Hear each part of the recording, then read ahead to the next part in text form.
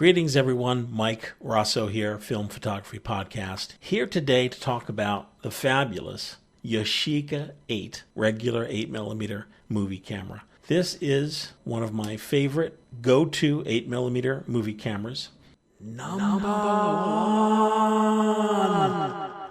Number one, because I own a few of these. The first thing to know about the Yashica 8 is if you Google it, or go to ebay.com and type in Yashica 8, you're going to find a variety of different cameras that all are called Yashica 8, but have very different features, including some automatic cameras. This is an all-manual camera.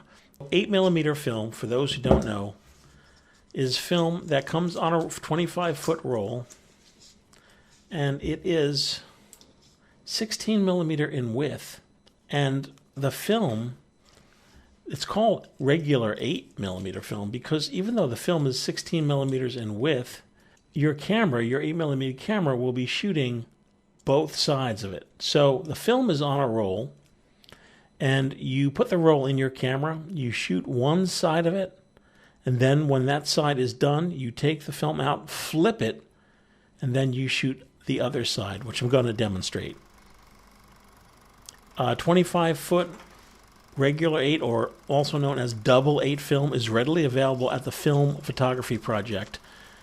Our big project in 2020 was bringing back the double 8 film format, and we have brought it back in many different varieties, including color negative, color reversal for projection, black and white reversal for projection, black and white negative for folks who shoot negative for a digital workflow. But let's get right into it with the camera.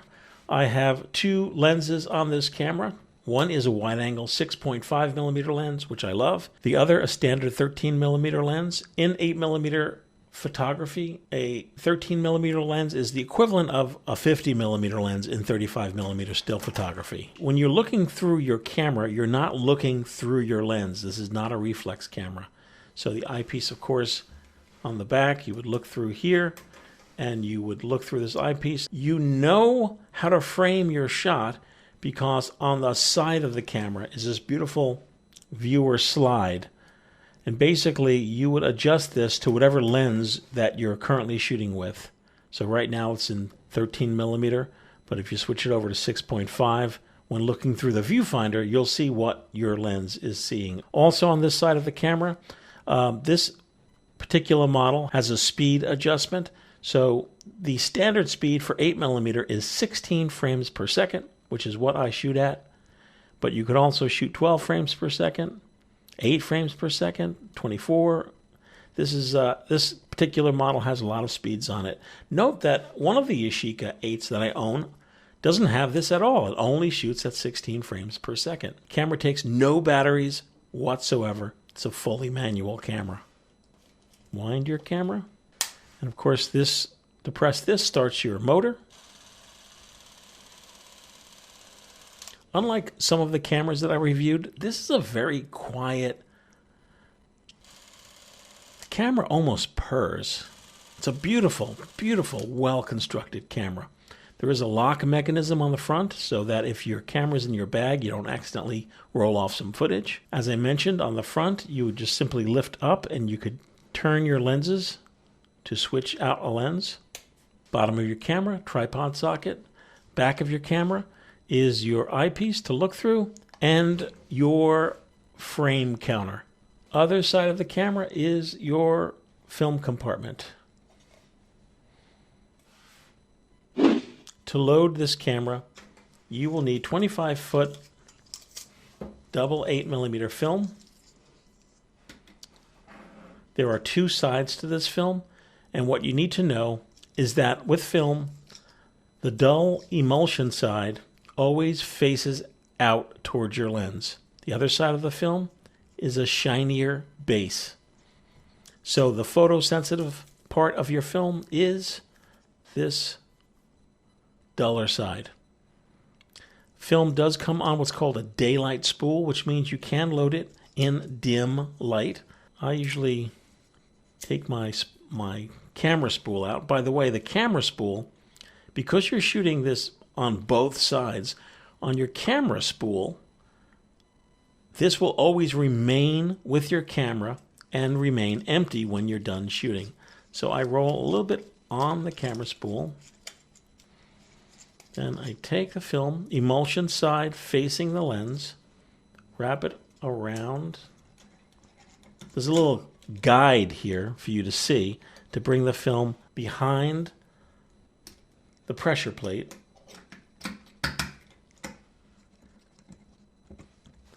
Want to make sure your film is properly fitted in the camera. Now when you close the door, it presses the pressure plate to your camera. You could do a little test and hold the pressure plate before closing your door just to see if the film is running smoothly through your camera. It's a pretty easy load. You just follow the guides around behind the pressure plate out to the take-up spool. Now, this particular film from the FPP actually says side 1 on it, and your take-up spool that came with the Yashica 8 says 1 on it. So I'm going to close up the camera now, and now we're going to roll off side 1. When you are shooting, you may be tempted. Do not open up your camera compartment. I mean, this is just test film, so it doesn't matter. But when shooting, and I've seen this lots of times from folks who send their film in to the FPP for developing scanning, if you open up your film compartment, what happens is you expose and flash your film, which you don't want to do. How do you know when you've run out of side 1? Well, keep an eye on your film counter on the back.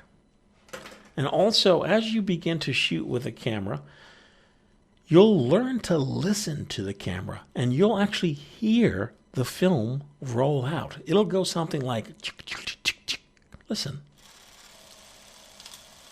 Did you hear that? The film just rolled out, and the motor, once the film's rolled out, it makes a different sound. So I'm preparing for side 2. I cranked my camera a little bit. Now we're going to change to side 2. Now I've done this many times. I've done this outside, under a tree in shade, or I've ducked into a house. And the best to do it in very dim conditions. Okay, so you finish side 1. It's now on your camera take-up spool. You take it out. You literally flip it. You take out your original spool that your film was on, and you flip it. And now you take your film. Same thing as side 1. The emulsion side faces the lens. You could thread your take-up spool first if you like. Very good. Load your film on side 2. Follow the arrows. There it is. It's in place.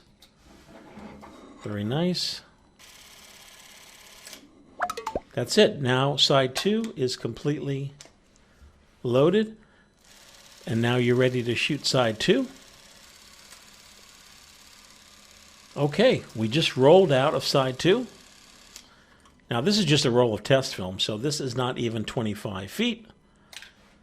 But just to give you an idea, when you're done shooting both sides, your film will wind up back on the roll that you originally put in your camera. And that usually comes with a little rubber band. You put the rubber band around your film, put it back in its black bag or tin, and send it, hopefully, to the FPP for developing and scanning. Very good. And then notice that your original camera spool that came with the camera is now empty, ready for your next roll. In a nutshell, that's really it. I've shot a lot of rolls of film on this camera. I'm thrilled. I'm going to show you some footage of some stuff that I recently shot. And I discourage you from buying old Kodachrome film on eBay. It's very, very old. The process for Kodachrome doesn't exist anymore. It's non-existent. It can only be developed as black and white, and results are usually poor.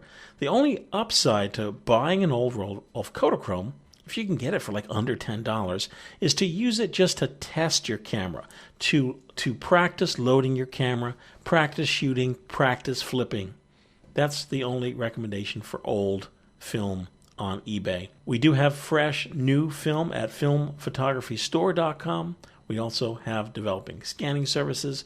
We are 100% behind double 8 film through this year and beyond with lots of different film stocks. I hope you enjoyed this video. Please leave comments down below, or you could send me an email, michael@filmphotographyproject.com. Grab yourself a Yashica 8. As I mentioned, they'll all look a little different, but you'll see the ones that look like this. See you next time.